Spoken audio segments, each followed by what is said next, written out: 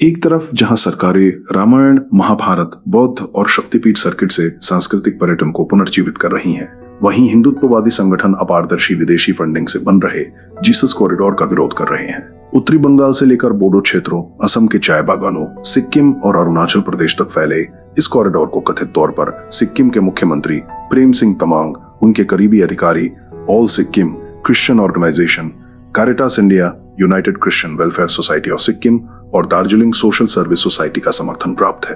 अरुणाचल के विधायक तेची कासो जैसे कुछ भाजपा नेता भी ईसाई धर्म के विस्तार के पक्ष में दिखे हैं। दक्षिण भारत में विदेशी फंड से चलने वाले मिशनरी धर्मांतरण हमेशा से जांच के घेरे में रहे हैं, लेकिन अब पंजाब भी इसका नया केंद्र बन गया है, जहां एनजीओ के विदेशी पैसे से हजारों चर्च खुल रहे हैं। यह एक सुनियोजित जनसांख्यिकी इंजीनियरिंग प्रोजेक्ट लगता है और आंकड़े भी यही कहानी कहते हैं। अरुणाचल प्रदेश में ईसाई आबादी 1971 के 4.3% से बढ़कर 2011 में 18% हो गई, जो अब कुछ जिलों में 25 से 30% तक पहुंच चुकी है।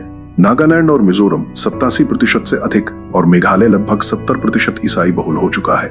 असम में 2001 के 3.7% से बढ़कर आबादी 2011 में 4.5% के पार हो गई। पंजाब में 2011 की आधिकारिक जनगणना में ईसाई आबादी सिर्फ 1.26% थी, जो अब 7 से 8% तक पहुंचने का अनुमान है। मीडिया रिपोर्ट्स बताती हैं कि पिछले कुछ ही सालों में 1800 से अधिक नए चर्च बने और 3.5 लाख धर्मांतरण हुए। दलित और पिछड़े सिखों को शिक्षा, सम्मान, चंगाई और विदेश में बसने का लालच देकर निशाना बनाया जा रहा है।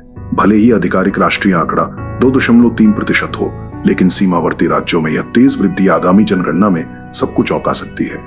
इसी जनसांख्यिकीय बदलाव और विदेशी हस्तक्षेप को रोकने के लिए सरकार ने विदेशी अंशदान विनियमन अधिनियम यानी FCRA के नियमों को बेहद सख्त किया है। अब एनजीओ को सोशल मीडिया खातों की जानकारी देनी होगी और धर्म प्रचार पर सख्त पाबंदी है। 2014 में मोदी सरकार के आने के बाद से 20,000 से अधिक एनजीओ के लाइसेंस रद्द या निलंबित हुए हैं। ये केवल मौजूदा सरकार का कदम नहीं है, बल्कि 2012 में कुडनकुलम विरोध के समय तत्कालीन प्रधानमंत्री मनमोहन सिंह ने भी ऐसी विदेशी फंडिंग की आलोचना की थी और यूपीए सरकार ने 3 चर्च एनजीओ को ब्लैक लिस्ट किया था। अतः विदेशी फंड से हो रहा ये धर्मांतरण भारतीय राजनीति में एक द्विदलीय चिंता का विषय है, जिससे निपटने के लिए सरकारी कार्रवाई के साथ साथ जमीनी स्तर पर कड़ी स्थानीय सतर्कता की भी आवश्यकता है।